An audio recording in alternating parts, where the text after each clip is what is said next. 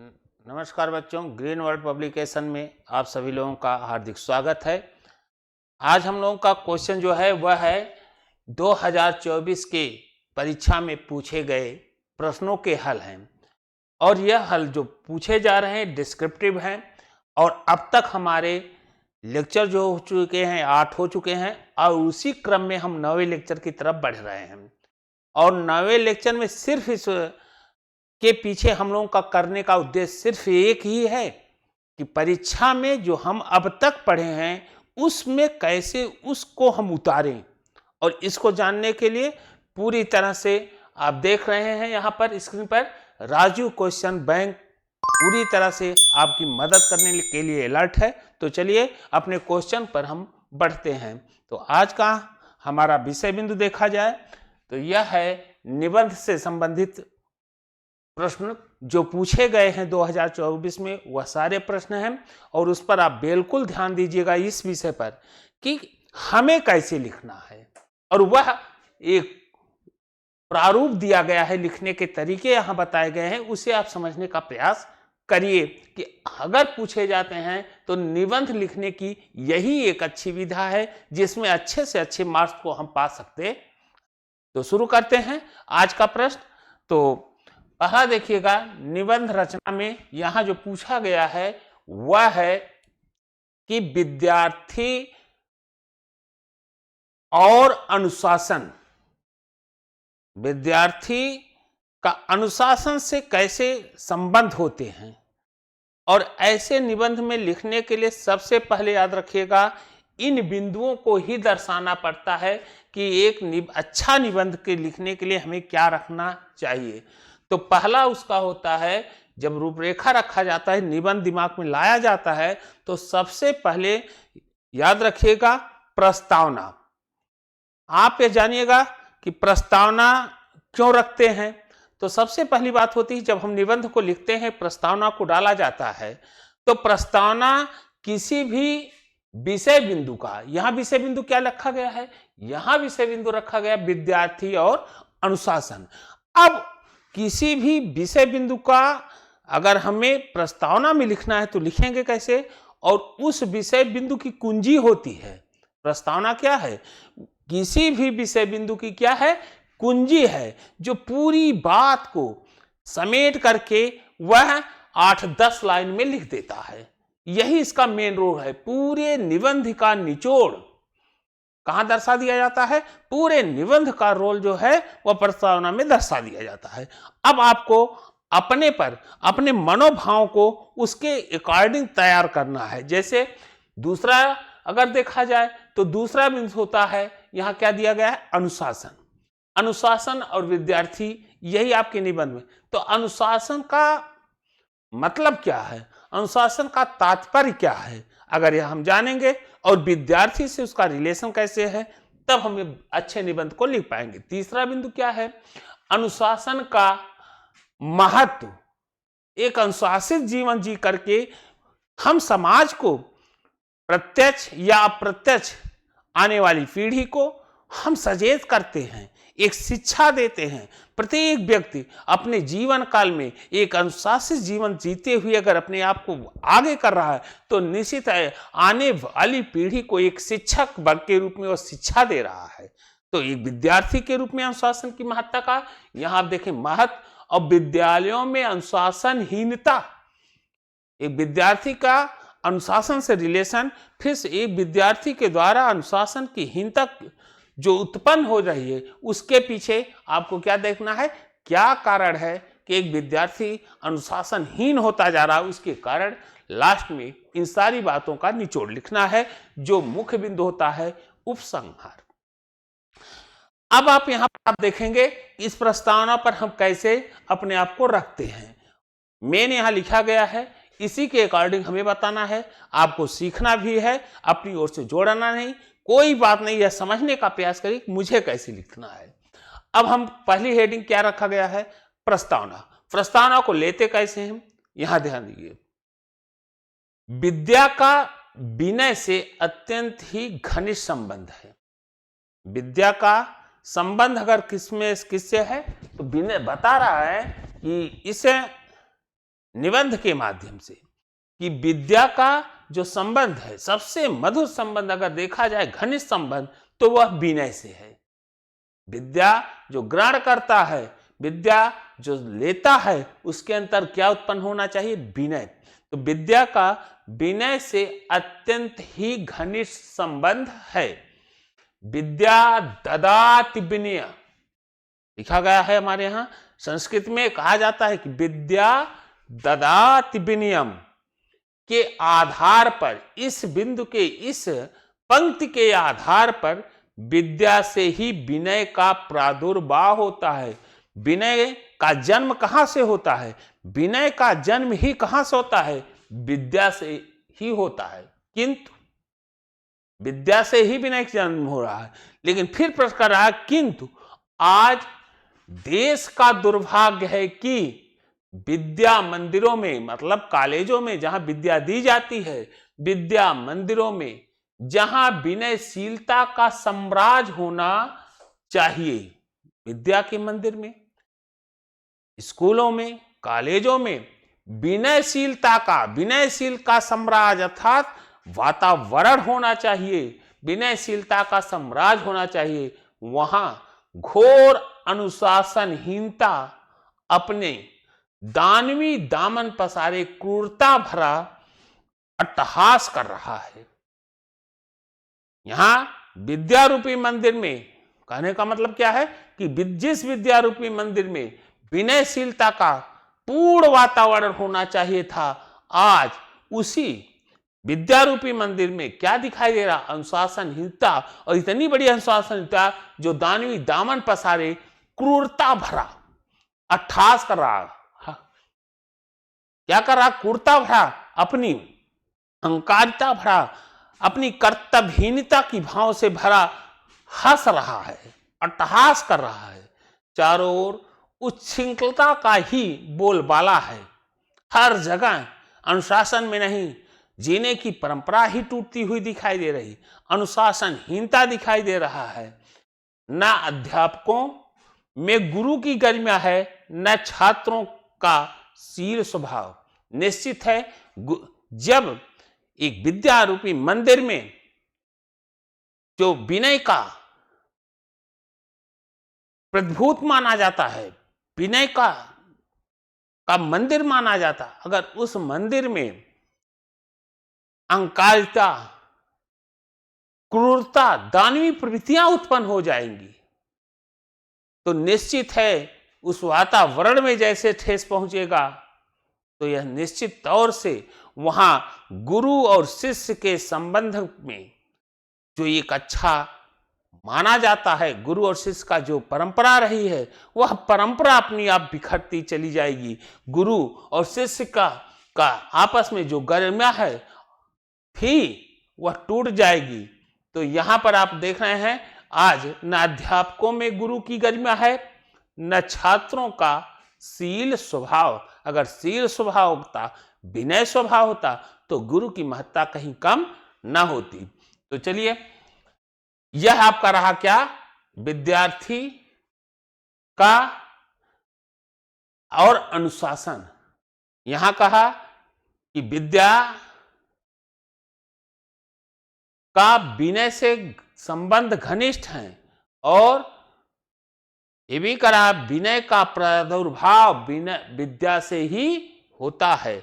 अब दोनों का उदय, एक रिलेशन हुआ विनय से, लेकिन दोनों की कड़ी जब टूटेगी, किसी विद्या से ही विनय का प्रादुर्भाव। किंतु आज देश का यह दुर्भाग्य है, विद्या रूपी मंदिर में जहां विनयशीलता का साम्राज्य होना चाहिए, आज वहां क्या हो रहा है? आज वहां पर क्रूरता, अहंकारिता की बातें हो रही हैं। तो जब दोनों में यह चीजें टूटेगी, तो गुरु और परंपरा का जो एक विशाल मिसाल दिया जाता था, वह अपने आप टूटता दिखाई देता है। टूट जाएगा, टूटता दिखाई नहीं, बल्कि क्या हो जाएगा? टूट जाएगा।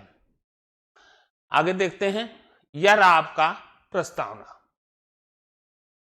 अनुशासन से तात्पर्य, दूसरी हेडिंग क्या डाली गई है? पहला प्रस्तावना में बता दिया गया, अब यहां लिखा जा रहा अनुशासन से तात्पर्य। अनुशासन शब्द जो है सास धातु से बना है। अनुशासन शब्द किससे बना है? सास। अनु यहां उपसर्ग लगा हुआ है। यहां पर आप देखेंगे तो अनु क्या है? अनु के साथ, शासन के साथ क्या लगा है? उपसर्ग में अनु आ गया है। अनुशासन। अनुशासन सास शब्द है, शब्द इसका शुद्ध है सास, आगे लग दिया गया अनु। तो सास धातु से बना है जिसका तात्पर्य शासन अथवा नियंत्रण करना है। इस सास का अर्थ क्या है? शासन अथवा क्या? नियंत्रण करना होता है। इसका अर्थ ही होता है सास या शासन या नियंत्रण करना। अब आइए, विश्व के सारे कार्य कलाप, चाहे वे जड़ से संबंध हो अथवा चेतन से, चाहे जिससे संबंधित, जितने भी विश्व में क्रियाकलाप होते हैं, कार्य हो रहे हैं, चाहे वह जड़ से हो चाहे चेतन से, चाहे जीवित हो चाहे जिस रूप में हो, अवस्था में हो, एक निश्चित समय से आबद्ध होते हैं, एक निश्चित, एक नियमबद्ध होते हैं, चाहे वह जड़ हो चाहे चेतन हो, एक निश्चित समय पर नियमबद्ध होते हैं। पृथ्वी, सूरज, चंद्रमा नियमानुसार नित्य एक निश्चित गति से चक्कर लगाते हैं। यहां कह रहा है कि यह निश्चित जो समय है, जो निश्चित नियम है, उस नियम का फॉलो कौन कर रहा? पृथ्वी, सूरज, चंद्रमा नियमानुसार नित्य एक निश्चित गति से चक्कर लगाते। एक निश्चित अवधि पर ऋतुओं में परिवर्तन होता रहता है। वह एक निश्चित टाइम है, एक निश्चित समय, एक निश्चित नियम पर वह चक्कर लगाता रहता है। यद्यपि प्रत्यक्ष रूप से इनका नियंत्रण करता दिखाई नहीं पड़ता। अगर हम देखें तो इनका पृथ्वी, सूर्य, चंद्रमा का अगर हम समझें तो प्रत्यक्ष रूप से इनका नियंत्रण करता दिखाई नहीं पड़ता, किंतु ब्रह्मांड का कण कण अनुशासन में आबद्ध होता है। ब्रह्मांड में चाहे चेतन हो, चाहे कह दिया जाए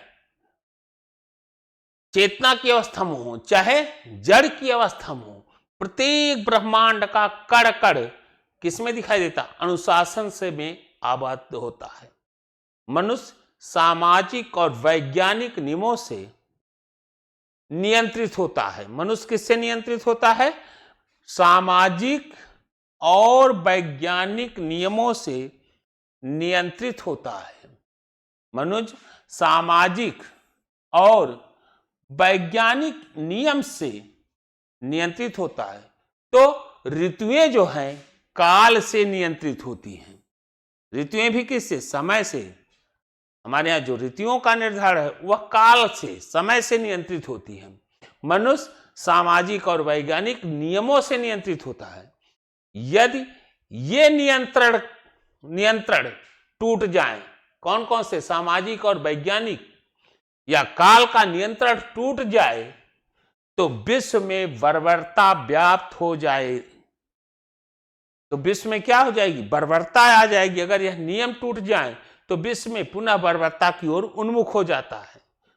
तो बर्बरता व्याप्त हो जाए और संसार प्रलय के कगार पर लड़खड़ाता हुआ दिखाई देने लगे। निश्चित अगर यह टूट जाए तो पूरा विश्व एक प्रलय की ओर उमड़ता हुआ प्रलय के कालखंड में डूब जाएगा।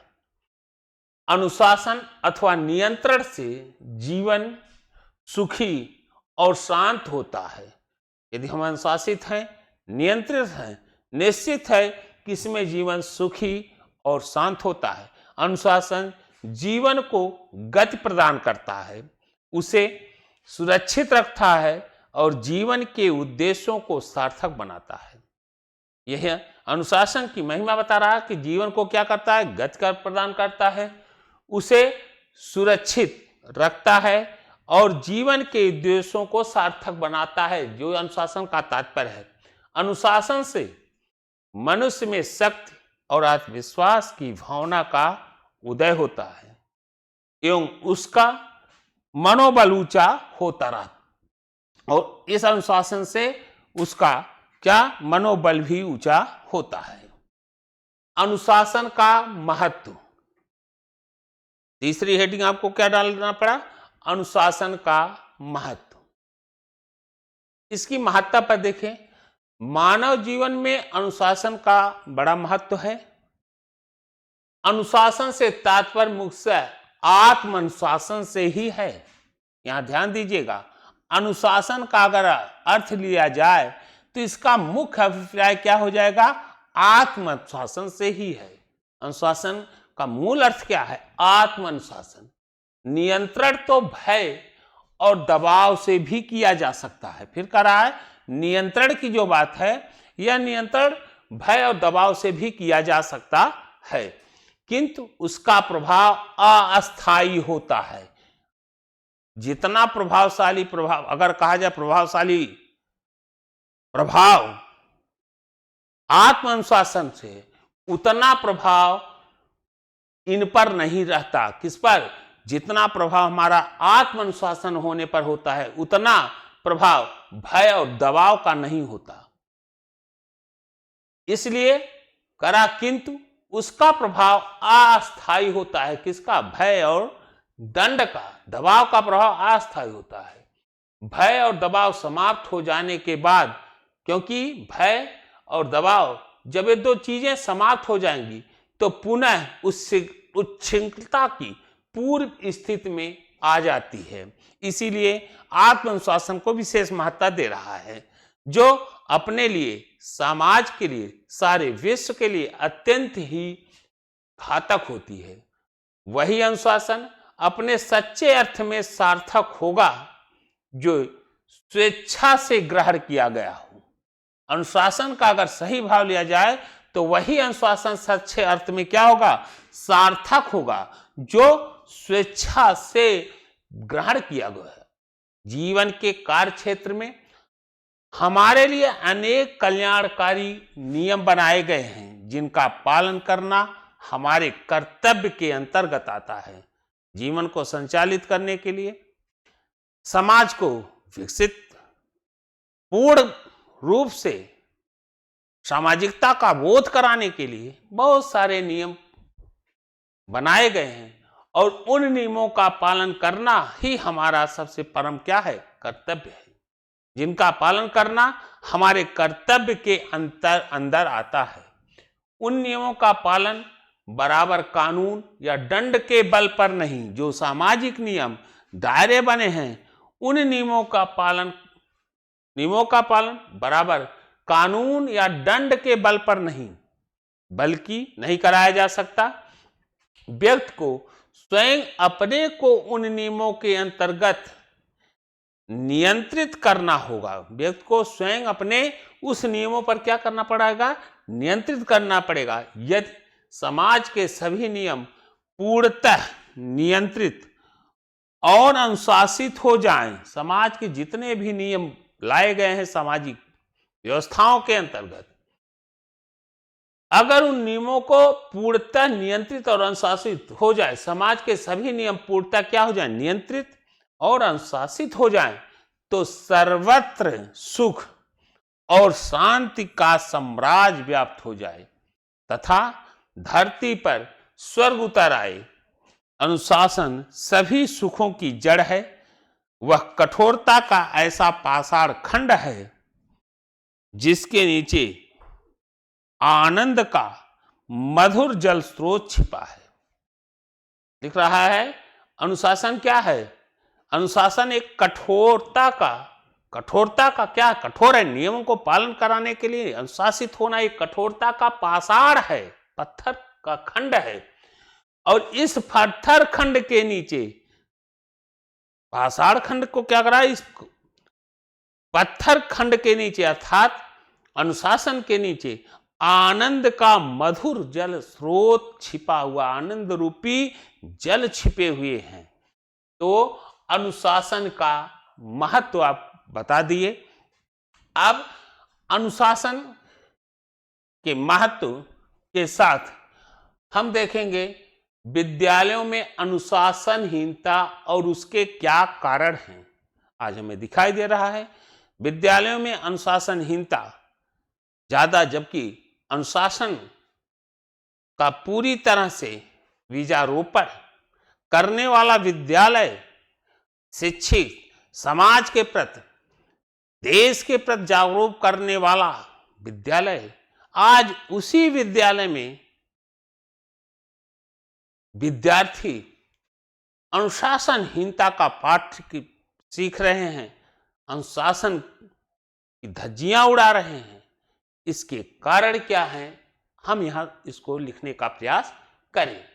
विद्यालयों में अनुशासनहीनता और उसके कारण, छात्रों को अनुशासनहीन बनाने में आज का अनुशासनहीन सामाजिक वातावरण भी कम उत्तरदायी नहीं है।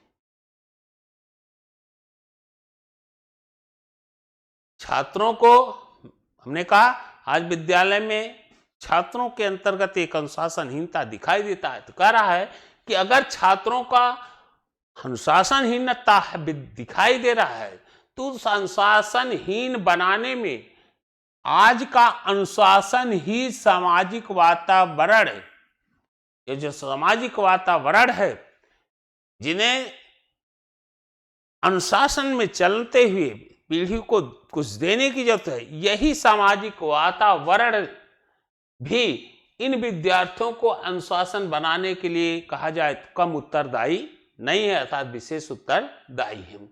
देखें, छात्रों को अनुशासनहीन बनाने में आज का अनुशासनहीन सामाजिक वातावरण भी कम उत्तरदायी नहीं है। आज देश के 95% बच्चे ऐसे हैं जो समाज में पल रहे हैं। 95% बच्चे ऐसे ही समाज में पल रहे हैं। आज देश के कितने परसेंट, 95% बच्चे ऐसे ही, कैसे समाज में, जो अनुशासनहीन समाज है उसमें क्या कर रहे हैं, पल रहे हैं, जहां चोरी, चोरबाजारी, भ्रष्टाचार आदि अनेक कुरीतियों का कोढ़ जमा हुआ है।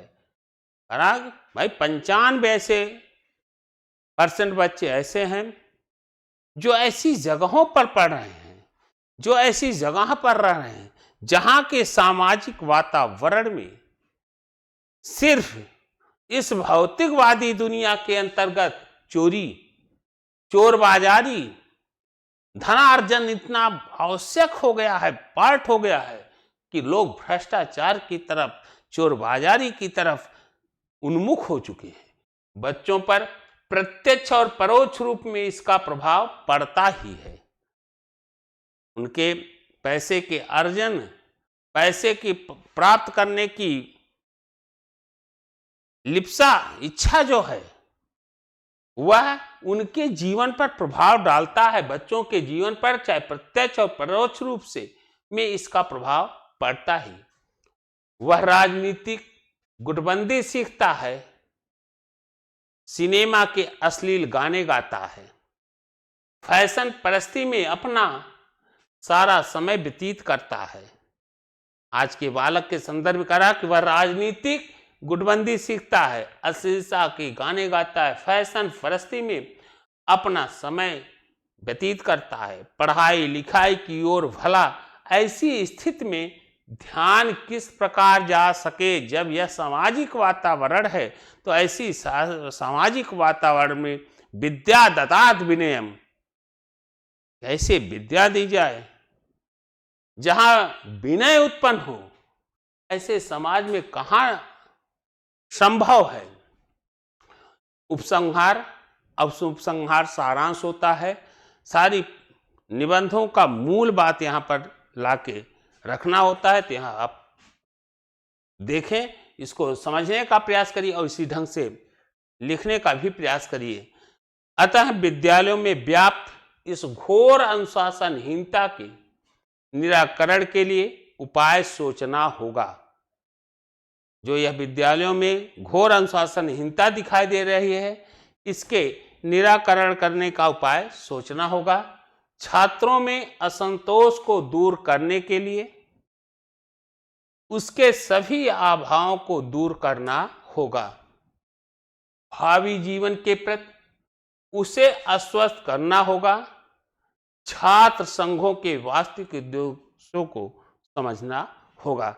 जब तक हम उनके वास्तविक उद्देश्यों को नहीं समझेंगे, जब तक हम उनके वास्तविक उद्देश्यों को नहीं समझेंगे, तब तक उनके अंदर की प्रवृत्तियों को पर हम अंकुश नहीं लगा सकते। यह आपका निबंध रहा। दूसरे निबंध पर हम लोग चर्चा करें और जो भी 2024 के प्रश्न हैं उसे हम समझने का प्रयास करें। अगले प्रश्न को देखें। अगला आपका निबंध है विज्ञान अभिशाप या वरदान। प्रश्न का नेचर का विज्ञान हमारे लिए अभिशाप है या वरदान। मानव की जीवन की अगर हम प्रत्येक कड़ी को देखें, ऐतिहासिक पृष्ठों पर जाएं, तो जिज्ञासा जो मानव के अंतर्गत है और यह जिज्ञासा मानव को एक ऐसे जगह तक पहुंचा दिया, उसकी जो खोज, उसकी जो प्रवृत्तियां हैं, जिज्ञासा जो प्रवृत्तियां हैं, उस प्रवृत्तियों पर की वजह से आज ज्ञान विज्ञान की इस दुनिया में जितनी भी अलौकिक चीजों हैं, सब पर हम विजय प्राप्त करते बढ़ रहे हैं।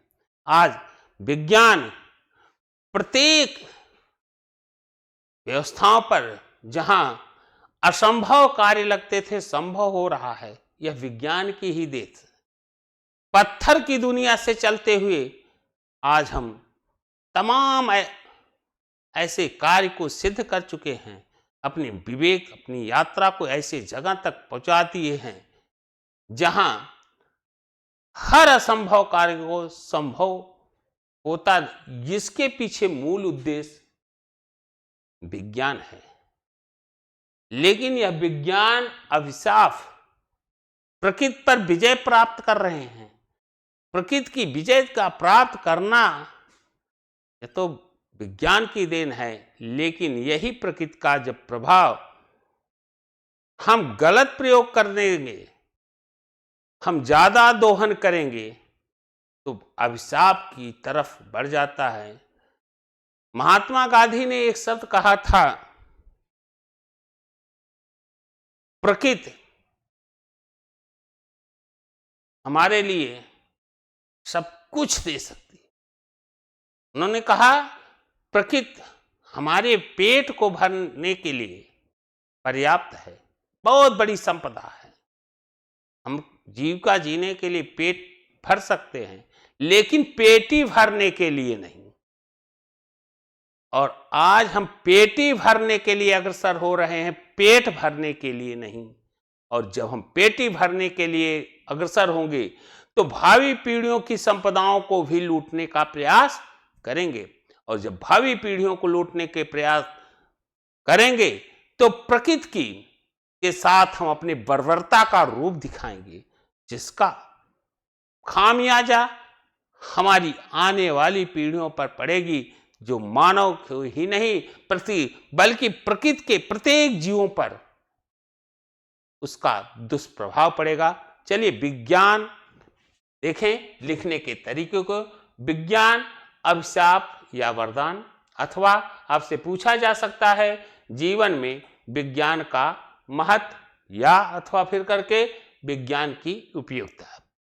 फिर आपको रूपरेखा में विज्ञान और उसके आविष्कार, विज्ञान और उसके आविष्कार। आविष्कार में हमने क्या देखा? यातायात के साधन, समाचार और संदेश वाहन तीसरे पॉइंट में, मनोरंजन, रेडियो, टेलीविजन, सिनेमा, ये भी विज्ञान की ही देन है। औषध विज्ञान की देन कैसे थे? शल्य चिकित्सा, विज्ञान का विनाशकारी स्वरूप, विज्ञान नए युग का वरदान, और लास्ट में उपसंहार। इस रूप में आपकी धारणा बनेगी, यही कार्य हेडिंग आपका होगा। अब यहां दिख रहा है विज्ञान और उसके आविष्कार। विज्ञान और उसके आविष्कार।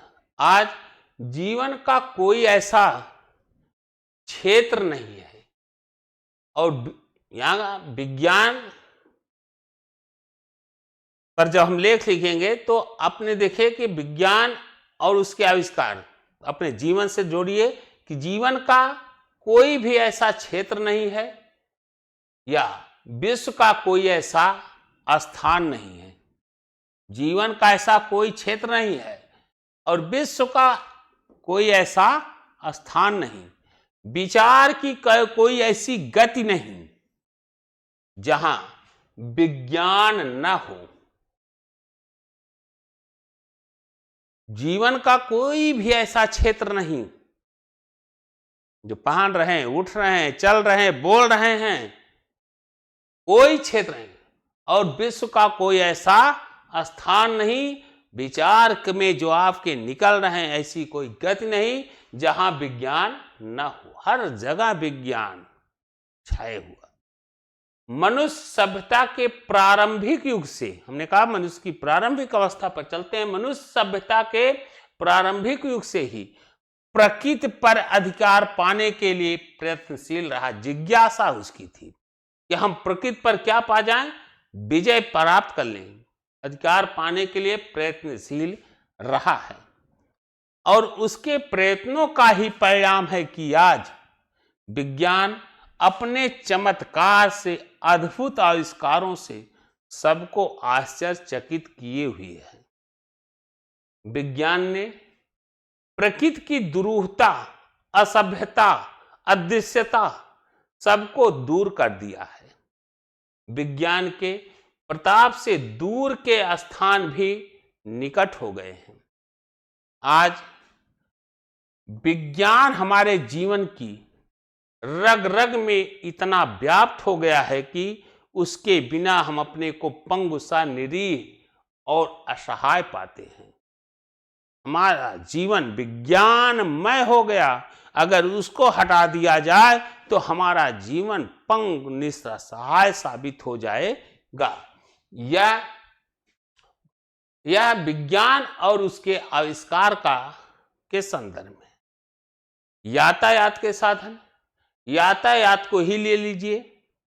एक समय था जब लोग पैदल वनों, पर्वतों और घाटियों को पार कर वर्षों और महीनों में एक स्थान से दूसरे स्थान को पहुंचा करते थे।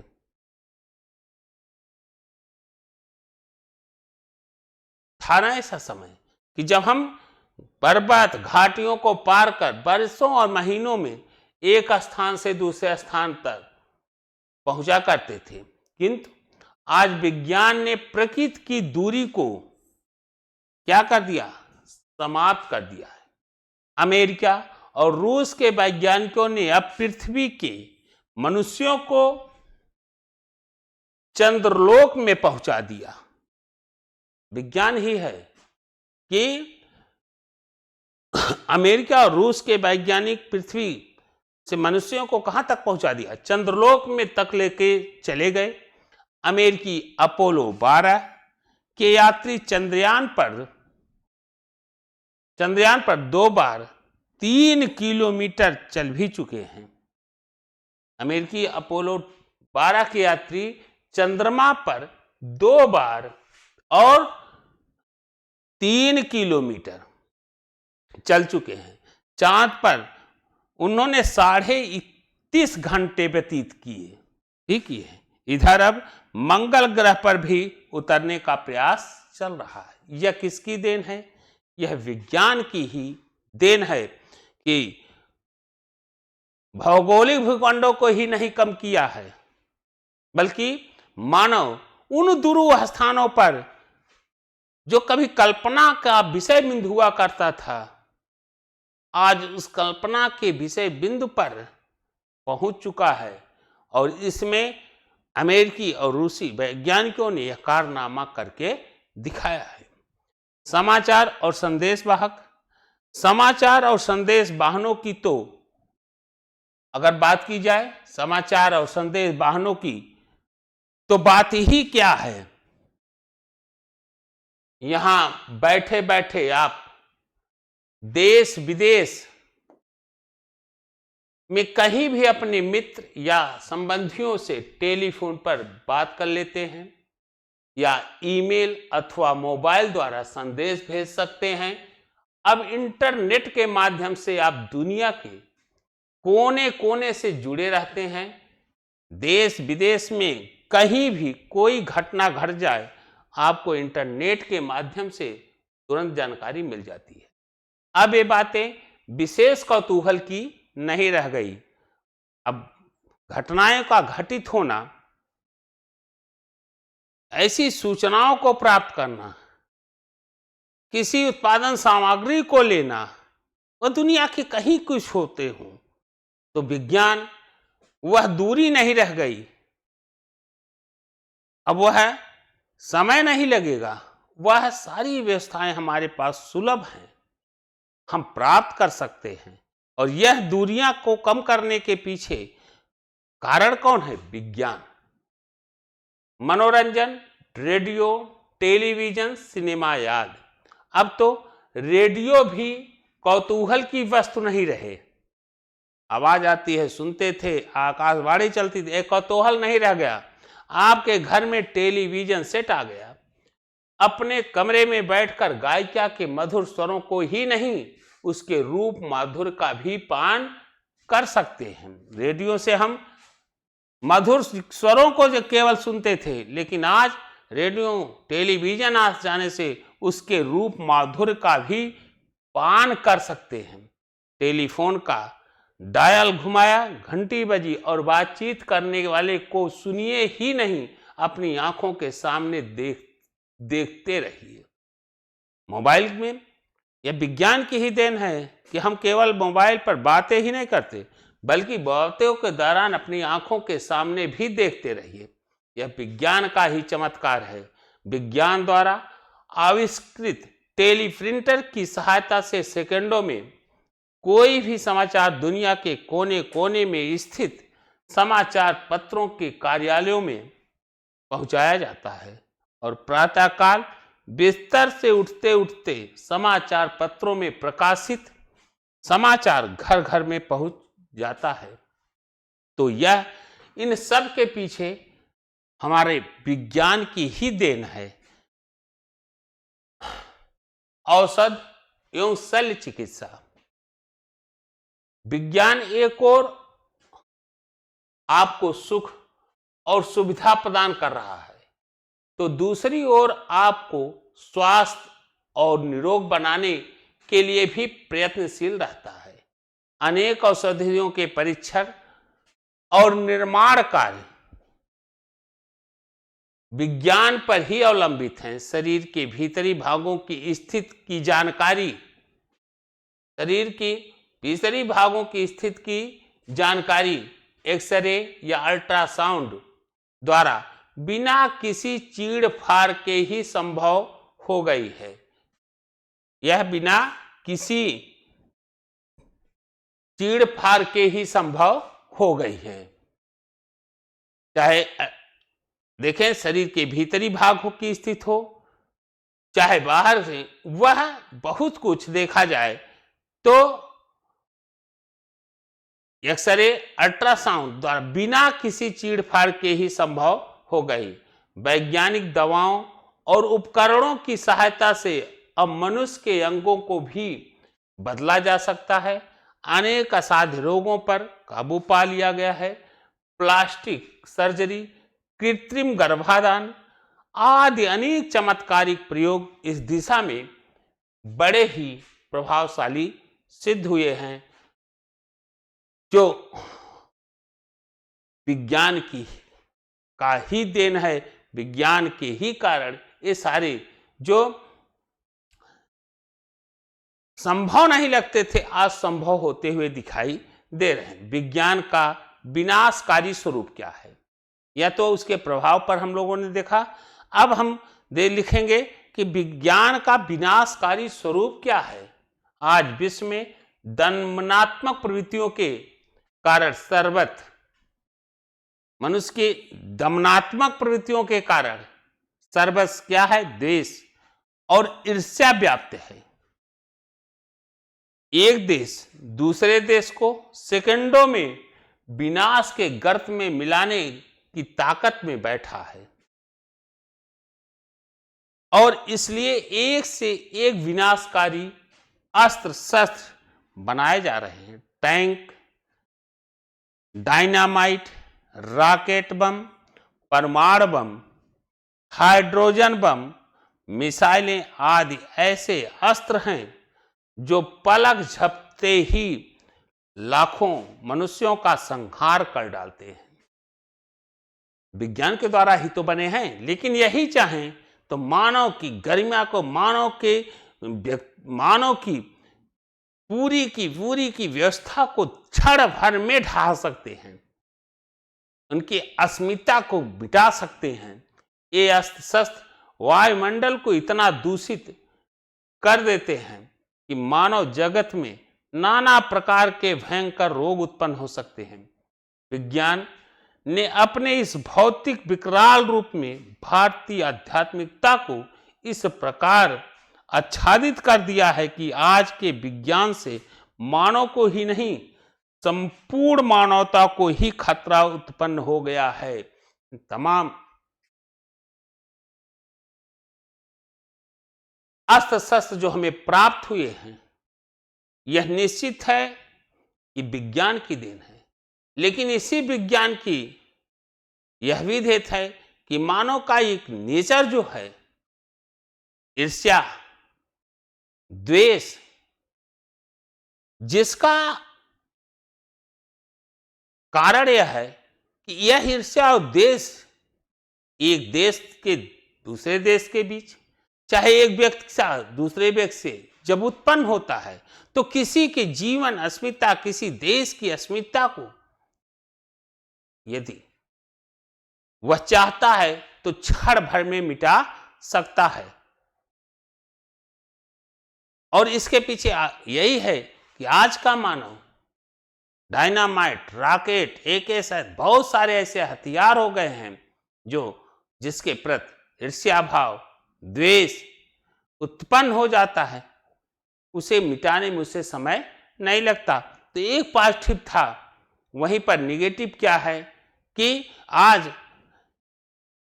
पूरा विश्व एक ऐसी दहलीज पर खड़ा है कि अगर हमारी मन स्थित मानवीयता के प्रति जरा भी डैमेज हुआ तो हम उसके साथ दुर्व्यवहार कर सकते हैं और ऐसी कंडीशन में ला सकते हैं कि मानवीयता अपने आप में ही क्या सिरह जाए। परिणाम दिखाई भी दिया है, नागासाकी, हिरोशिमा, और आए दिन यह हमेशा विश्व पटल पर दिखाई भी देता है। इजराइल हो, फिलिस्तीन के संदर्भ में देखिए, टैंक, गोले बारूदों का जो बौछार दिखाई दे रहा है, मानव का जहां नरसंहार हो रहा है, तत्कालिक प्रभाव, वहीं पर्यावरण भी प्रदूषित हो जा रहे हैं। हम ही नहीं बल्कि आने वाली पीढ़ियां भी खतरे में पड़ जाएंगी। यह एक बड़ी भारी विज्ञान को जो अभिशाप के रूप में स्वीकार करते हैं, यहां पर यह बताया जा रहा है विज्ञान एक वरदान और एक अभिशाप के रूप में। यहां लाखों, तो यहां हमने कहा कि आज विज्ञान मानव को ही नहीं, संपूर्ण मानवता को ही क्या कर दिया है, खतरे में डाल दिया है। अगले पॉइंट को देखें, विज्ञान नए युग का वरदान। विज्ञान एक नए युग का क्या है, वरदान। इसका तात्पर्य यह कदाप नहीं है कि विज्ञान से हानि ही हानि है। अभी हमने हानि देखा, अब इसका अर्थ है हम नहीं लें कि इससे केवल हानि ही हानि है। विष यद्यप घातक पदार्थ है, विष यद्यप क्या है, घातक, किंतु यदि उसका उचित उपयोग किया जाए तो वह औषधि का भी काम कर सकता है। विष घातक है, लेकिन अगर उसका सही प्रयोग किया जाए तो वह औषधि का भी काम कर सकता। ठीक यही बात नियम वैज्ञानिक आविष्कारों पर भी लागू होते हैं। यदि हमारे वैज्ञानिक अपना दृष्टिकोण रचनात्मक बना लें तो विज्ञान की सहायता से वे धरती को स्वर्ग बना लेंगे। अगर इन वैज्ञानिकों का दृष्टिकोण रचनात्मक हो तो विज्ञान की सहायता से धरती को क्या बना देंगे? स्वर्ग बना लेंगे। यह प्रसन्नता की बात है कि हमारे देश के वैज्ञानिक मानव कल्याणकारी आविष्कारों में ही संलग्न है। पिछली बार हमारे भारतीय वैज्ञानिकों ने जो प्रथम परमाणु विस्फोट किया था, उसके पीछे उनका रचनात्मक दृष्टिकोण था। हमारे भारतीय वैज्ञानिकों ने उपग्रही प्रक्षेपण को भी मानवीय उपयोग में लाने का सार्थक उपाय निकाल लिया है। उपसंहार अब आपको लास्ट में निष्कर्ष। यदि विश्व के वैज्ञानिक विध्वंसात्मक आविष्कारों की प्रवृत्ति का त्याग कर मानवीय कल्याण के प्रति उन्मुख हो जाएं, विध्वंसात्मक आविष्कारों की प्रवृत्ति को परित्याग कर मानवीय कल्याण के प्रति उन्मुख हो जाएं, तो शांति का साम्राज्य स्थापित हो जाएगा, सर्वत्र प्रेम और सद्भाव व्याप्त हो जाएगी और यह पृथ्वी स्वर्ग बन जाएगी। यह पृथ्वी अपने आप ही क्या बन जाएगी? स्वर्ग बन जाएगी। चलिए अगले टॉपिक को देखा जाए। अगला है मेरी प्रिय पुस्तक।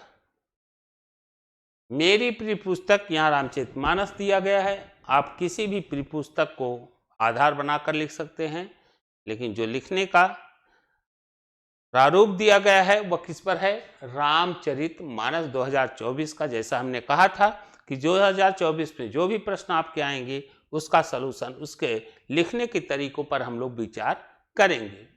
तो यहां देखिए फिर वही रूपरेखा। प्रस्तावना, प्रिय पुस्तक का नाम, रामचरितमानस का परिचय, मानस की विशेषताएं, साहित्यिक, सामाजिक, सांस्कृतिक उपसंहार। प्रस्तावना, हमें मेरी प्रिय पुस्तक पर आधार हमारा क्या है? रामचरितमानस। ग्रंथ ऐसे शिक्षक हैं, ग्रंथ के संदर्भ करा, पुस्तक के संदर्भ में कि पुस्तक हमारे क्या हैं? शिक्षक हैं। पुस्तक हमारे क्या हैं?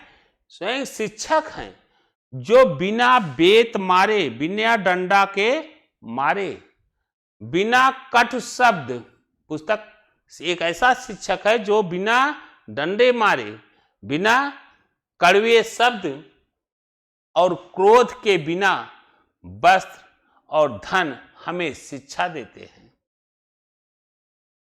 न मारता है, न क्रोध करता है और हमें बड़े सहज भाव से शिक्षा देते हैं। कौन? पुस्तक। पुस्तक हमारे जीवन के प्रथम शिक्षक हम कहते हैं, एक ऐसे शिक्षक के रूप में खड़े हैं जो इस रूप में हमें शिक्षा देते हैं।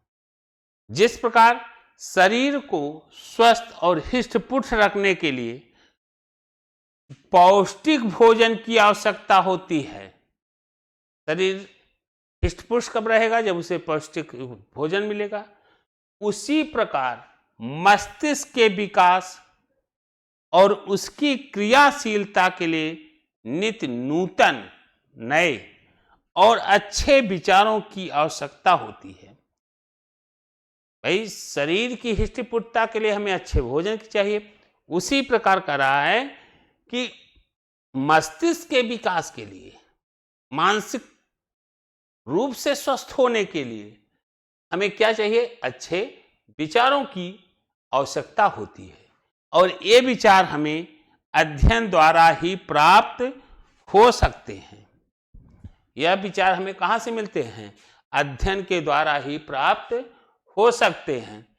और अध्ययन ज्ञान रास की कुंजी है। अध्ययन ही क्या है? ज्ञान रास की कुंजी है। रामचरितमानस का परिचय यहां देना है। दूसरा पॉइंट दिया गया है, जिन लोगों को पढ़ने का व्यसन होता है, जो पढ़ने के बहुत इच्छुक होते हैं, वे अनेक पुस्तकें पढ़ डालते हैं। उनमें से कुछ पुस्तकें उनको प्रभावित करती हैं और कुछ पुस्तकों सर्वाधिक प्रिय लगती हैं। भाई किताब पढ़ने का जिसका आदत है, प्रेमी है, तो कुछ उसको प्रभावित करेगी, कुछ उसे सर्वाधिक प्रिय लगती हैं। ऐसे प्रिय पुस्तक को वह बार बार पढ़ता है और उसे हृदयगम करने का प्रयास करता है। मैंने भी अनेक पुस्तकें पढ़ी हैं, परंतु इनमें सबसे अधिक प्रिय और प्रभावशाली मुझे गोस्वामी तुलसीदास रचित रामचरितमानस ही लगती है। लेखक के लिखने वाले के संदर्भ में मुझे क्या अच्छी लगती है किताब के संदर्भ पहले बताया, फिर कौन सी किताब चुनी गई और उस किताब को अपनी तरफ से करा मुझे सबसे अच्छी कौन सी लगती है, रामचरितमानस ही लगती है। इनके इस महाकाव्य में उपन्यास, नाटक, कविता, इतिहास, धर्म, दर्शन, भक्त आदि का मिश्रित रस है। रामचरितमानस का परिचय दिया गया। अब देखिए इस रामचरितमानस की क्या विशेषता है, क्यों अच्छी लगती है। यह एक उच्च कोटि का महाकाव्य है जिसमें अयोध्या नरेश महाराज दशरथ के पुत्र मर्यादा पुरुषोत्तम राम के पावन चरित्र का गुणगान किया गया है। इस मर्यादा पुरुषोत्तम श्री रामचंद्र जी का क्या क्या गुणगान किया गया। इसकी कथा 7 कांडों में विभाजित है। इसमें कुल 7 कांड हैं। बाल कांड, अयोध्या कांड, किष्किंधा कांड, सुंदर कांड, अरण्य कांड, लंका कांड। तो कुल कितने कांड हैं? 7 कांड हैं। और लास्ट में उत्तर कांड है। इसमें भगवान राम से लेकर उनके पुनः अयोध्या के सिंहासन पर आरूढ़ होने मतलब बैठने की कथा का वर्णन किया गया है।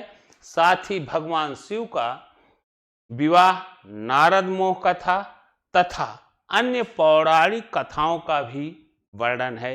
यह रामचरितमानस के विशेषताएं हैं। मर्यादा पुरुषोत्तम भगवान श्री राम के 7 खंडों में विभाजित इस महाकाव्य में राम का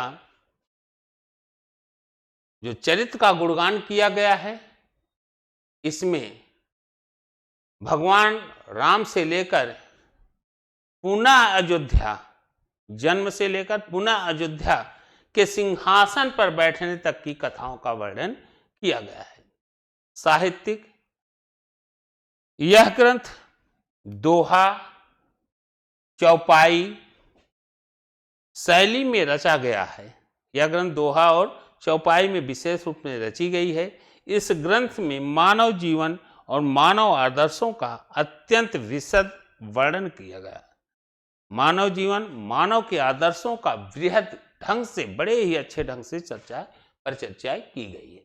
सामाजिक यह ग्रंथ आज भी भारतीय जनता का कंठहार बना रहा, गाया जाता है। हर शुभ कार्य के संदर्भ में माना जाता है। यह कार्य हो जाने के संदर्भ में संकल्प लिया जाता है कि यह कार्य हो जाएगा तो रामचरितमानस का पाठ कराए। यह ग्रंथ आज भी भारतीय जनता के कंठहार बना हुआ है। अब तो विदेशों में भी इस ग्रंथ का अनुवाद कराया गया है और उसका अध्ययन किया जा रहा है। सांस्कृतिक रूप से देखें, रामचरितमानस संसार के महानतम ग्रंथों में से एक है। इस ग्रंथ में समस्त रसों की सफल योजना, आदर्श चरित्र चित्रण, समन्वय की महान भावना का चित्रण हुआ है। इसमें विधिक अलंकार, छंद, शैली, सरस भाषा का प्रयोग हुआ है। इस प्रकार यह ग्रंथ भाव और कला दोनों ही दृष्टियों से अद्वितीय है। आध्यात्मिक गुत्थियों को भी सुलझाया गया है। इसमें तुलसीदास ने निगम, आगम, पुराण आदि के ज्ञान और भारतीय संस्कृति को सजोया है। अब आपको क्या लिखना है? उपसंहार। इस प्रकार रामचरितमानस महाकाव्य का अध्ययन मानव जीवन के लिए अत्यंत आवश्यक है। इसका ज्ञान जीवन के मार्गदर्शन में अत्यंत सहायक सिद्ध होता है। यही नहीं बल्कि भारतीय संस्कृति के अनुपम स्वरूप को विकसित करने में भी सहायक होगा। यह रामचरितमानस मानवीयता का वह चरम राशि एक ऐसी राशि है जो हमें अपने समाज मानवता के प्रति हमेशा सजग करती रहती। एक ऐसे आचरण की सिद्ध की बात करती है जहां द्वेष नहीं, राग नहीं।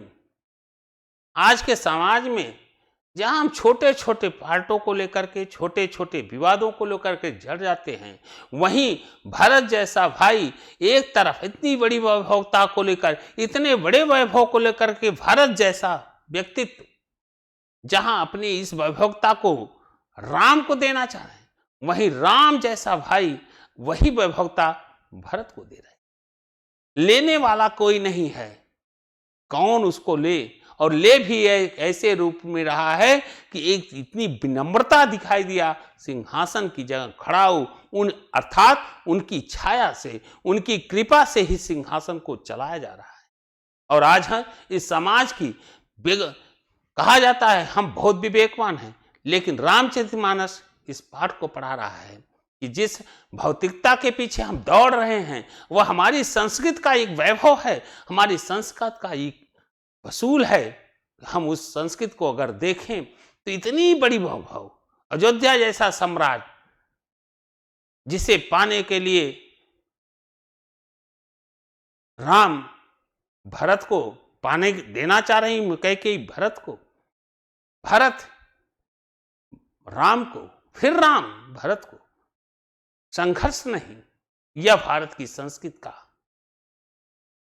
जिस ढंग से रामचरितमानस में एक मानव का के अंदर मानवीयता का भाव भर दिया है, यह आज नहीं कल के लिए भी यह हमारे लिए विशेष ग्रंथ के रूप में उपस्थित रहेगा। यह हमारा एक ग्रंथ हमें मार्ग पथ प्रदर्शक के रूप में हमारे साथ खड़ा रहेगा। तो यह रहा हमारा इस विषय पर निबंध। अगला देखा जाए, अगला है निबंध हमारा इंटरनेट। निबंध क्या है? इंटरनेट।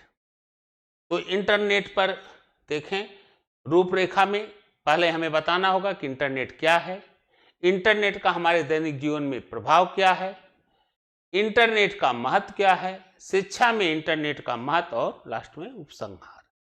तो यहां देखें इंटरनेट है क्या। तो इंटरनेट नेटवर्क का एक ऐसा महाजाल है। नेटवर्क का क्या है? एक महाजाल, नेटवर्किंग है, महाजाल है, जिसके माध्यम से एक कंप्यूटर दूसरे कंप्यूटर के साथ जुड़ जाता है।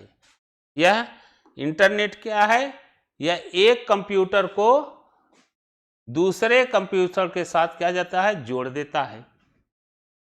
फिर चाहे वह कंप्यूटर विश्व के किसी भी कोने में स्थित हो, इंटरनेट का पूरा नाम इंटरकनेक्टेड नेटवर्क है। इंटरनेट का पूरा नाम क्या है? इंटरकनेक्टेड नेटवर्क है, जिसका अर्थ है कि एक ऐसा नेटवर्क जो एक कंप्यूटर को दूसरे कंप्यूटर के साथ जोड़ने का कार्य करे। इंटरनेट क्या है? एक कंप्यूटर को दूसरे कंप्यूटर से जोड़ने का कार्य करे। तो इंटरनेट क्लियर हुआ, कंप्यूटर जोड़ने का माध्यम है। इंटरनेट का हमारे दैनिक जीवन में प्रभाव क्या है?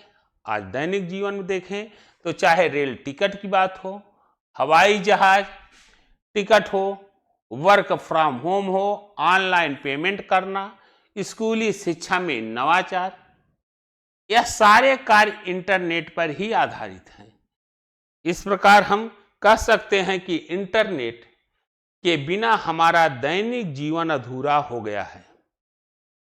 अब हम प्रत्येक अपने कार्य को इंटरनेट के माध्यम से करते हैं। तो यहां कहा जा रहा है कि अब इंटरनेट के बिना हमारा दैनिक जीवन क्या हो गया है? अधूरा सा हो गया है।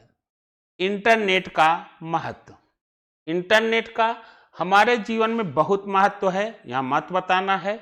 इंटरनेट ने हमारे जीवन के जीने के तौर तरीकों में एक क्रांति पैदा कर दी है। इसने संचार व्यवसाय, सूचना प्राप्त करने के साथ साथ हमारे मनोरंजन के तरीकों को भी बदल कर रख दिया है। पूरे हम जीवन को इस ढंग से बदला, कौन? इंटरनेट। चाहे मनोरंजन हो, चाहे खान पान, रहन सहन, पूरी तरह से बदल कर रख दिया। शिक्षा में इंटरनेट का महत्व। वर्तमान समय में इंटरनेट के बिना शिक्षा की कल्पना करना भी मुश्किल है। आज इंटरनेट के बिना शिक्षा की कल्पना भी करना क्या है? मुश्किल है। नई तकनीक, मशीन एवं इंटरनेट सीखने वाले को लचीलापन प्रदान करती है, क्योंकि ये सीखने वालों की सभी सीखने वालों की इंटरनेट के द्वारा ही देखा जाए तो आज प्रत्येक, चाहे शिक्षा हो, चाहे टिकट हो, चाहे रेल की यात्राएं, कुछ भी हो, हम टोटल पूरी तरह से हमारी जीवन शैली इंटरनेट से कनेक्टेड हो गई है। और यह पूरी प्रक्रिया एक दूसरे से जोड़ करके परस्पर संबंधित करती हैं। मानव जीवन का प्रत्येक पहलू इससे जुड़ गया है, इसलिए सीखना दिलचस्प हो जाता है। इन मशीन इकाइयों द्वारा शिक्षा को मनोरंजन के साथ मिश्रित करना भी आसान हो जाता है। इस प्रकार यह शिक्षा आधारित मनोरंजन भी बन जाता है। उपसंहार पर इंटरनेट के प्रमुख लाभ। इंटरनेट से हम शिक्षा, मनोरंजन, स्वास्थ्य, खेल, विज्ञान, रोजगार, सुरक्षा आज से सभी ज्ञान, लाभ और खोज प्राप्त कर सकते हैं। यह हमारे समय की बचत करता है। यह दुनिया के अपार ज्ञान का भंडार है। इंटरनेट की सहायता से लोग वैश्विक स्तर पर एक दूसरे से जुड़े हैं और शिक्षा के क्षेत्र में भी बहुत परिवर्तन आया है। और आज देख रहे हैं नेटवर्क के द्वारा, शिक्षा के द्वारा, और आज हम जो आपके साथ बातें कर रहे हैं वह सब इंटरनेट का ही माध्यम है। तो चलिए अगला हमारा जो निबंध दिया गया है वह है देश प्रेम। अगला निबंध हमारा क्या है? देश प्रेम। यहाँ भी उसी ढंग से रूपरेखा, प्रस्तावना, स्वदेश प्रेम का तात्पर्य और उसकी उपयोगिता, स्वदेश प्रेम का वास्तविक स्वरूप, उपसंहार।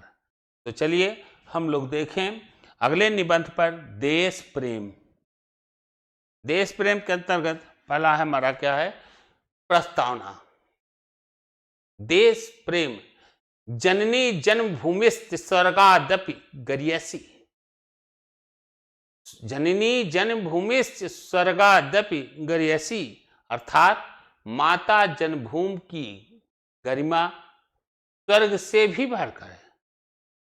माता जन्मभूमि की गरिमा, किसका? माता और जन्मभूमि दोनों की जो गरिमा है, माता की गरिमा और किसकी? जन्मभूमि की गरिमा, ये दोनों स्वर्ग से भी बढ़कर हैं।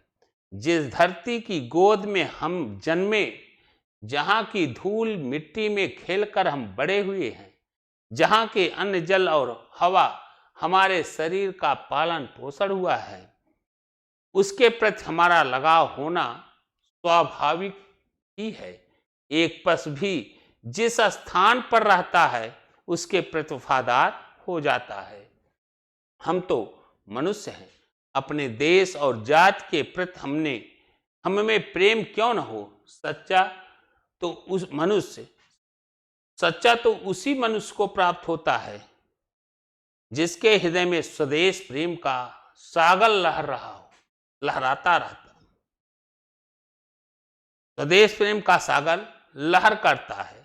अपने देश के कल्याण के लिए अपना सब कुछ न्यौछावर करने में सुख मिलता है। देश की बलवेदी पर हंस हंस कर अपने प्राणों को न्यौछावर करने में जो आनंद मिलता है उसे सच्चे शहीद की आत्मा ही जानती है। दिल से निकलेगी न मर कर के वतन की खुशबू, मेरी मिट्टी से भी खुशबू ये वतन आएगी। यह हंस हंस कर अपने प्राणों को न्यौछावर करने में जो आनंद मिलता है उसे सच्चे शहीद की आत्मा ही जानती है। जिनमें देश प्रेम नहीं होता, जो अपने क्षुद्र स्वार्थों की सिद्ध के लिए देश का बड़ा से बड़ा हित करने की ताक में रहते हैं, उन्हें देशद्रोही कहते हैं। ये शत्रुओं से मिलकर अपने देश का भेद बतलाते हैं। तस्करी और चोर बाजारी द्वारा अपने देश की आर्थिक व्यवस्था को चरमरा देते हैं। जयचंद और मान सिंह प्रत्येक युग में होते हैं। जयचंद और मान सिंह प्रत्येक युग में हुए हैं और होते रहेंगे, किंतु इससे निराश होने की कोई बात नहीं है। स्वदेश प्रेम की लहरें बराबर आवाज गत से बहती चली आ रही हैं। जिसमें स्वाभिमान और स्वदेश प्रेम नहीं होता, वह बिल्कुल पशु है। वह क्या है? पशु के समान है। वह जीवित होकर भी मृतक के समान है। जो भरा नहीं है भाव में, बहती जिसमें रसधार न हो, वह हृदय नहीं वह पत्थर है, जिसमें स्वदेश का प्यार न हो। जिसको न निज गौरव तथा निज देश का अभिमान है, वह नर नहीं नर पशु निरा है और मृतक समान है। स्वदेश प्रेम का तात्पर्य और उसकी उपयोगिता। स्वदेश प्रेम से तात्पर्य देश के लिए केवल मरमिटना ही नहीं है। स्वदेश प्रेम का थोड़ा भाव हम लोग ज्यादा लें। केवल मरमिटना ही देश के लिए प्रेम नहीं है, बल्कि अपनी सेवाओं द्वारा देश की आर्थिक, सामाजिक, सांस्कृतिक आदि विभिन्न पक्षों का भी विकास करना स्वदेश प्रेम का ही द्योतक है। केवल देश प्रेम में मर जाना ही नहीं है, बल्कि सामाजिक, आर्थिक, सांस्कृतिक आदि पक्षों का भी विकास करना ही स्वदेश प्रेम का ही द्योतक है। आज देश स्वतंत्र है। हमें आज सबसे बड़ा संघर्ष गरीबी से करना है। आज हमें सबसे बड़ा संघर्ष किससे दिखाई दे रहा है? गरीबी से करना है। यदि हम अपने आत्मनिर्भर होने के लिए जी जान से प्रयत्नशील हैं, तो यह हमारा सबसे बड़ा स्वदेश प्रेम होगा। अगर हम अपने आप में आत्मनिर्भर होने के लिए जी जान से प्रयत्नशील हैं, तो यह हमारा सबसे बड़ा क्या है? स्वदेश प्रेम है। यह कोई आवश्यक नहीं है कि देश पर अपने प्राणों की बल देकर ही तो स्वदेश प्रेम का प्रदर्शन किया जाए। ऐसा प्रत्येक काम जिसमें प्रत्यक्ष अथवा परोक्ष रूप से स्वदेश का हित होता है, स्वदेश प्रेम का द्योतक है। खेतों में काम करने वाले किसान, मिलों में कठोर परिश्रम करने वाले मजदूर, सीमा पर शत्रु से संघर्ष करने वाले सैनिकों की अपेक्षा कम स्वदेश प्रेम नहीं रखते। हाँ, दोनों के कार्य क्षेत्र भिन्न भिन्न अवश्य हैं, किंतु उद्देश्य सबका एक ही है। एक साहित्यकार अपनी साहित्य सर्जना से स्वदेश प्रेम की वही लहर पैदा करना है, जिसे एक सैनिक सीमा पर अपने त्याग और बलिदान को मूर्त रूप देकर स्वदेश प्रेम का वास्तविक स्वरूप। स्वदेश प्रेम हमें अपने स्व के सीमित क्षेत्र से ऊपर उठाता है, स्व के अपने सीमित क्षेत्र से ऊपर उठाता है तथा जनहित एवं लोकहित का एक व्यापक क्षेत्र प्रदान करता है। वह हमें त्याग और बलिदान का पाठ पढ़ाता है, मानवीय हितों की ओर सोचने को बाध्य करता है, देश की सुरक्षा के साथ साथ वहां की सामाजिक एवं सांस्कृतिक सुरक्षा की ओर भी ध्यान देता है। परस्पर प्रेम, सद्भावना एवं सौहार्दपूर्ण जीवन जीने के लिए प्रेरित करता है। धार्मिक एवं सांप्रदायिक संकीर्णताओं से ऊपर उठाकर व्यक्ति में राष्ट्रीय चेतना भरता है। यह काम स्वदेश प्रेम से है। उपसंहार, आज हमारा देश स्वतंत्र है। सदियों की गुलामी के बाद हमें इस स्वतंत्रता को केवल अब छोड़ ही नहीं रखना है, बल्कि आने वाली पीढ़ियों के लिए इस स्वतंत्रता को सुख और समृद्धि का स्रोत बनाना है। यह तभी संभव हो सकता है जबकि देश के प्रत्येक नागरिक में स्वदेश प्रेम की भावना भरी जाए। जो जिस क्षेत्र में हो, जिस कार्य में लगा हो, वह अपने व्यक्तिगत स्वार्थ की सीमा से ऊपर उठकर देश हित चिंतन में लग जाए तो देश का सर्वतोन्मुखी विकास होते देर नहीं लगेगी। यह तभी संभव है जब हम देश प्रेम के महत्व को स्वीकार करेंगे, जब इसकी हमें अनुभूति होगी। तो यह आपका रहा देश प्रेम। अगला आपका है जो पूछा गया है 2024 में, पुस्तकालय से लाभ। अगला हमारा क्या है, पुस्तकालय से लाभ। तो यहां भी देखिए आप रूपरेखा में प्रस्तावना, प्रस्तावना का अर्थ, पुस्तकालयों के प्रकार, पुस्तकालयों का महत्व, कुछ प्रसिद्ध पुस्तकालय, पुस्तकालयों के प्रति हमारा कर्तव्य, सुझाव, उपसंहार, प्रस्तावना। अब हम पुस्तकालय से संबंधित प्रस्तावना में किस प्रकार लिखे यह ध्यान दें। ज्ञान पिपासा मानव का स्वाभाविक गुण है। ज्ञान प्राप्त करना मानव का क्या है, स्वाभाविक गुण है। इसके लिए मनुष्य को, भाई ज्ञान कहाँ प्राप्त हुआ, इसके लिए करें मनुष्य को पुस्तकों का अध्ययन करता है। पुस्तकालय वह भवन है जहां अनेक पुस्तकों का विशाल भंडार होता है। वहां बड़े बड़े विचारकों, महापुरुषों एवं विद्वानों द्वारा लिखित अनेक पुस्तकें होती हैं। जब वहां जाकर मनुष्य अपनी रुचि के अनुसार पुस्तक लेकर अध्ययन करता है। पुस्तकालय से बढ़कर ज्ञान पिपासा शांत करने का कोई उत्तम साधन नहीं है। यही पुस्तकें हमें असत से सत्य की ओर तथा अंधकार से प्रकाश की ओर बढ़ने की प्रेरणा देती है। हमारी अंतः प्रकृति से गूंज उठती है, अस्तो मां सद्गमय तमसो मां ज्योतिर्गमय। अस्तो मां सद्गमय तमसो मां ज्योतिर्गमय। पुस्तकालय का अर्थ, पुस्तकालय का अर्थ पुस्तकों का घर। पुस्तकालय का अर्थ क्या है, पुस्तकों का घर। इसमें विविध विषयों पर अनेक विद्वानों के द्वारा लिखित पुस्तकों का विशाल संग्रह होता है। निर्धन व्यक्ति भी पुस्तकालय में विविध विषयों की पुस्तकों का अध्ययन करके ज्ञान प्राप्त कर सकता है। पुस्तकालय में उच्च कोटि के ग्रंथ आसानी से उपलब्ध हो जाते हैं। तो पुस्तकालय का यह अर्थ बताया गया। पुस्तकालय के प्रकार पाते हैं तो पुस्तकालय 4 प्रकार के होते हैं। व्यक्तिगत पुस्तकालय, विद्यालयों के पुस्तकालय, सार्वजनिक पुस्तकालय और सरकारी पुस्तकालय। पुस्तकालय 4 प्रकार के। व्यक्तिगत पुस्तकालयों से अधिक व्यक्ति लाभ नहीं उठा सकते। उनसे वही व्यक्ति लाभान्वित होता है जिनकी वे संपत्ति होती है। विद्यालयों के पुस्तकालयों का उपयोग विद्यालय के छात्र और अध्यापक ही कर पाते हैं। इनमें अधिकांश विद्यार्थियों के उपयोग की ही पुस्तकें होती हैं। विश्वविद्यालयों के पुस्तकालयों में शोध के लिए उपयोगी और अप्राप्त ग्रंथ भी होते हैं। सरकारी पुस्तकों का उपयोग भी राजकीय कर्मचारी या विधानमंडलों के सदस्य ही कर पाते हैं।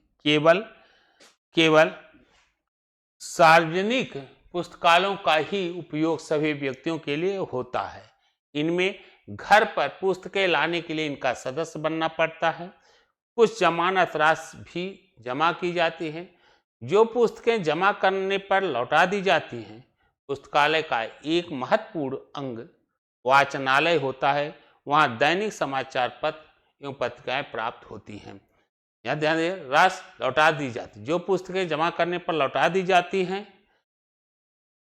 तो इसका एक अंग क्या है, वाचनालय होता है, जो दैनिक समाचार पत्र एवं पत्रिकाएं प्राप्त होती है। अधिकांश पुस्तकालय अचल निश्चित दोनमन में होते हैं, लेकिन बड़े नगरों में ऐसे पुस्तकालय भी खुल गए हैं जो मोटर या अन्य वाहन में नगर में घूम घूम कर पुस्तकें बांटते हैं। कोलकाता, दिल्ली, मुंबई आदि कुछ बड़े नगरों में इस प्रकार के चल पुस्तकालय हैं। पुस्तकालय का महत्व, पुस्तकालय मानव जीवन की महत्वपूर्ण आवश्यकता है। ये ज्ञान, विज्ञान, कला और संस्कृत के प्रसार केंद्र होते हैं। पुस्तकालयों से अनेक लाभ हैं, उनमें से कुछ निम्नलिखित हैं। इसके लाभ बताए गए हैं। इसके कौन कौन से लाभ हैं? ज्ञान में वृद्धि करता है, सद्गुणों का विकास, समाज का कल्याण, श्रेष्ठ मनोरंजन एवं समय का सदुपयोग, सत्संगत का लाभ। यह इसके कहा जाए तो अनेक लाभ हैं। ज्ञान में वृद्धि, सद्गुणों का विकास, समाज का कल्याण, श्रेष्ठ मनोरंजन एवं समय का सदुपयोग, सत्संगत का लाभ आदि। पुस्तकालयों के प्रति हमारा कर्तव्य। जो पुस्तकें पुस्तकालयों से ली जाती हैं उन्हें निश्चित समय पर लौटाना चाहिए, उन पर नाम लिखना चाहिए। स्याही के धब्बे डालना, पन्ने या कतरन फाड़ना पुस्तकों की साज सज्जा को नष्ट कर देता है। आज पुस्तकालय अगर भाई उसको फाड़ेंगे, पुस्तकालयों से ली गई कॉपियां समय से लौटाएंगे नहीं, उसमें चीड़ेंगे या स्याही गिराएंगे तो वह पुस्तकालय की क्षति होती है। पुस्तकालयों के नियमों का विधिवत पालन करना एवं आर्थिक सहायता देकर उन्हें विकसित करना हमारा कर्तव्य है। सुझाव: प्रत्येक गांव में जनसंख्या के आधार पर पुस्तकालयों का निर्माण होना चाहिए। रुग्ण पुस्तकालयों की दशा सुधारने के लिए अपना सहयोग प्रदान करना चाहिए। पुस्तकालयों में अश्लील पुस्तकों पर प्रतिबंध लगाकर उच्च कोटि की ज्ञानवर्धक पुस्तकों का संग्रह करना चाहिए। उपसंहार: पुस्तकालय ज्ञान पिपासा की शांति का सर्वोत्तम साधन है। सुयोग्य नागरिकों के चरित्र निर्माण एवं समाज के उत्थान हेतु पुस्तकालयों के विकास के लिए सतत प्रयत्न किया जाना चाहिए। पुस्तकालयों में संग्रहित पुस्तकों के माध्यम से ही हम अपने पूर्वजों की गौरवपूर्ण सांस्कृतिक धरोहर से प्रेरणा प्राप्त करते हैं। इसलिए नियमित रूप से पुस्तकालयों में बैठकर अध्ययन करना हमारे आचरण का आवश्यक अंग होना चाहिए। तो यह रहा निबंध पुस्तकालय से संबंधित। तो इसी के साथ ही बच्चों, आज के क्लास को यहीं पर हम समाप्त करते हैं। पुनः अगले क्लास में पुनः मिलेंगे। जो 2024 के महत्वपूर्ण प्रश्न हैं इन पर हम पुनः पर चर्चा करेंगे जो आए हुए हैं। जय हिंद, जय भारत।